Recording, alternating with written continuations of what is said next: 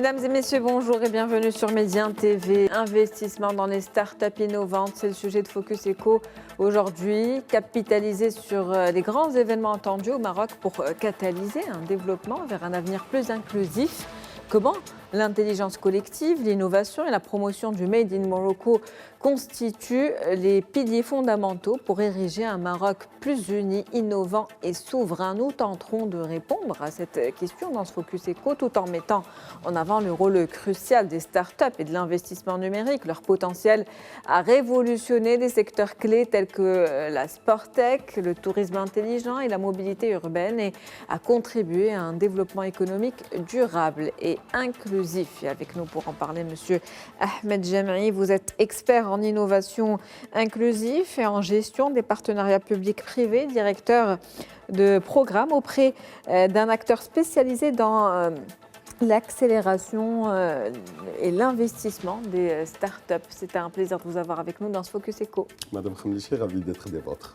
Alors, intelligence collective, innovation et Made in Morocco, les trois piliers aujourd'hui pour réussir ces grands chantiers attendus au Maroc. Madame Khamlichi, ça ne peut que former le socle d'une stratégie gagnante, orientée, souveraineté et bien évidemment, tel que vous l'avez souligné, l'inclusion. Alors, quand on parle de l'intelligence collective, quand le nom le renvoie vers, c'est que tout simplement cette capacité de créer des effets de synergie et de permettre effectivement une vérification de la co-construction entre les territoires, le secteur public, le secteur privé, la société civile, les médias et les jeunes. Toutes les parties prenantes et forces vives au niveau du Maroc permettront effectivement de vérifier cette intelligence collective qui est vérifiée. Quand on passe, je dirais, au deuxième socle de l'équation que vous avez mentionné, à savoir la question de l'innovation, l'intelligence collective, il peut être parfois stérile s'il n'est pas conjugué à l'innovation. C'est cette capacité de développer, je dirais, l'agilité, la souplesse à répondre d'une manière extrêmement efficiente par rapport à nos enjeux, par rapport à nos défis, et surtout à s'adapter par rapport à nos réalités. Et finalement, quand on parle de Made in Morocco, pour simplifier un peu la traduction de la chose, c'est ce sentiment de fierté qui est conjugué au collectif avec l'innovation pour dire que nous avons besoin de développer des solutions au Maroc, pour le Maroc et par les Marocaines et les Marocains d'ici et d'ailleurs. Et quand j'insiste sur l'ailleurs, il ne faut pas oublier que nous avons un potentiel énorme des membres de la diaspora qui forment quelque chose comme 5 millions de la population. Toute, je dirais, cette trilogie en termes de concept permettront effectivement de vérifier un Maroc plus possible, dont la fierté est appropriée, partagée, portée par tout le monde. Donc, vous avez un petit peu expliqué ce que c'était cette intelligence collective et puis l'innovation. Comment ces piliers se traduisent aujourd'hui concrètement en termes de potentiel sur le terrain, en termes d'investissement, notamment avec les jeunes porteurs de projets, les petites pousses marocaines, les start-up qui peuvent devenir de grandes entreprises et qui sont aujourd'hui le tissu économique le plus créateur d'emplois.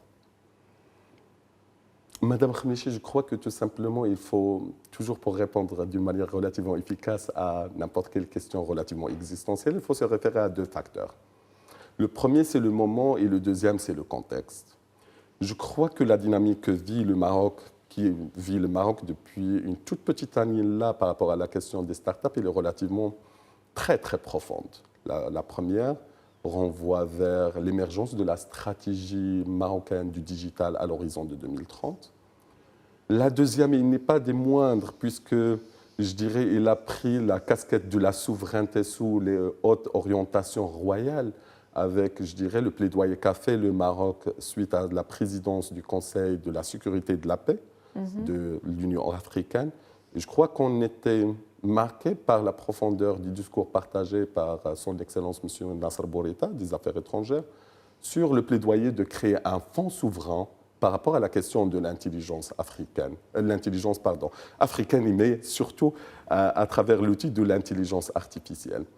Quand on conjugue ces deux éléments par rapport à un autre, celui du don démographique dont nous disposons au niveau du Maroc, Madame Khamlichi, il va s'en rappeler que les dernières statistiques qui ont été communiquées par le HCP font que 31,9%, voilà 32%, de la population marocaine est âgée de 15 ans à 35 ans. Nous avons un don démographique qui permet effectivement de vérifier qu'on a une jeunesse connectée, je dirais ouverte d'esprit, capable de faire beaucoup de choses.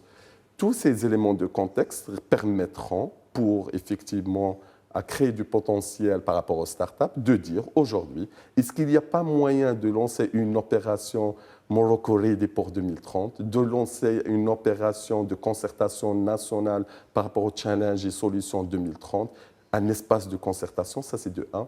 Deuxième mécanisme, l'EMRIM qui revient assez souvent, c'est celui de l'accès aux startups, aux opportunités qui sont dégagées par le public. Est-ce qu'il n'y a pas moyen de révolutionner un peu la chose et de, je ne dirais pas d'imposer, mais de véhiculer, de créer, je dirais, une cote par rapport aux appels d'offres publics qui sont lancés et d'intégrer systématiquement je dirais, les startups et avec une orientation d'impact pour les territoires. Quand on parle toujours sur je dirais, ces défis globaux, stratégiques et souverains, il ne faut pas oublier que assez souvent, nous avons parlé de la question de la responsabilité sociétale des entreprises. Mais aujourd'hui, certains pays émergents parlent de la responsabilité entrepreneuriale des entreprises. Est-ce que nos grands champions nationaux ne peuvent pas s'associer et s'allier avec ces startups pour répondre à ces enjeux et lancer les grands chantiers tout en annexant les questions de l'innovation à la question, je dirais, de l'efficience pour aboutir à ces grands chantiers. Finalement, par rapport à cette question, je crois également qu'il y a un effet de synergie qui est important à créer. C'est entre les acteurs de l'écosystème. Nous avons de très, très beaux acteurs au niveau du Maroc qui travaillent avec les jeunes et les startups, les porteurs d'idées, les porteurs de projets, depuis l'idéation, la pré-incubation, l'incubation, l'accélération et l'investissement. On a des technoparcs, on a des clusters qui sont reconnus et accrédités par l'État, notamment le ministère de l'Industrie. On a des universités, on a de très belles écoles, on a des associations.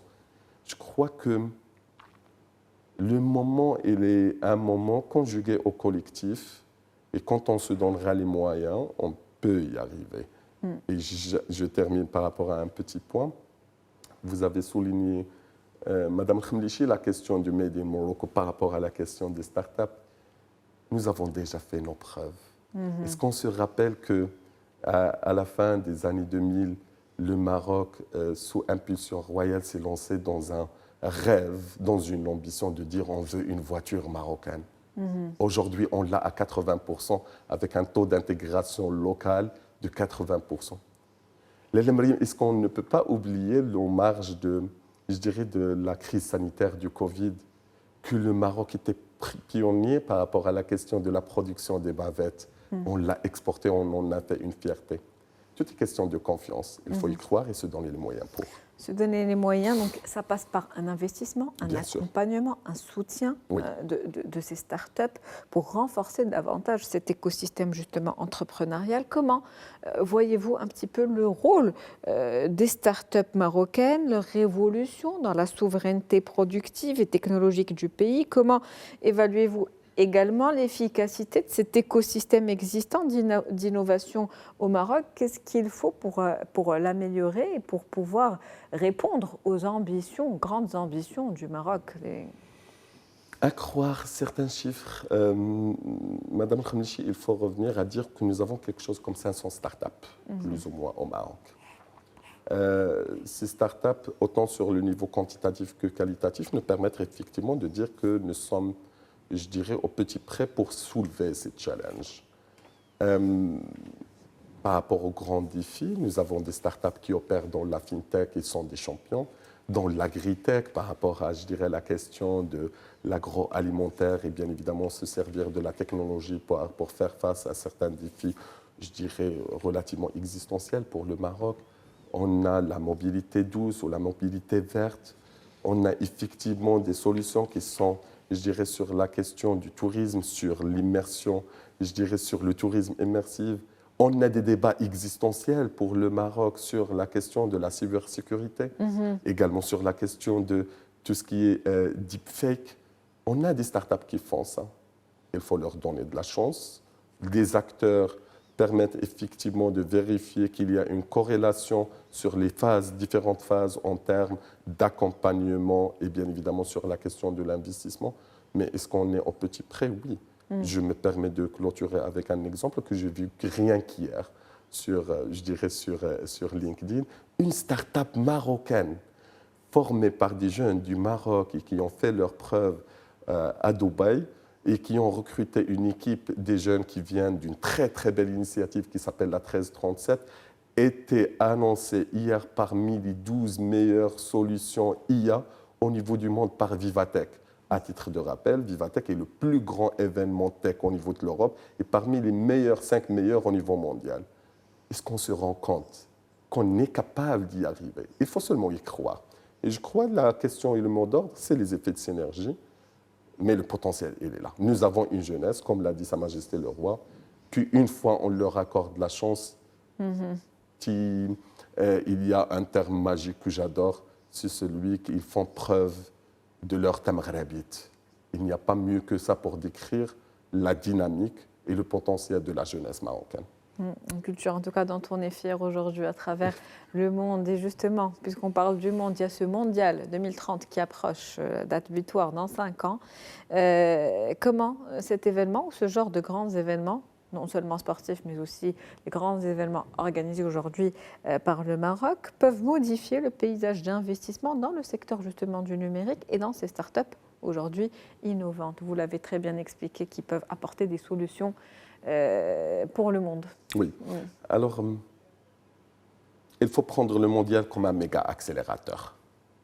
C'est un moment fort, d'un départ qui est fort et pas une finalité en soi. Nous travaillons sur l'inclusif et l'inclusif, ça nous demandera des années et des décennies de travail collectif. Effectivement, on en a parlé, la jeunesse, il a déjà fait ses preuves, mais effectivement, aujourd'hui, il y a des solutions qui peuvent sortir sur la question de la billetterie intelligente, sur la question de la mobilité urbaine, sur la question de connexion, sur la question de la cybersécurité, sur la question de révolutionner un peu les médias, sur l'immersion, je dirais, sur le tourisme immersif, tant qu'on en a parlé. Et pas que.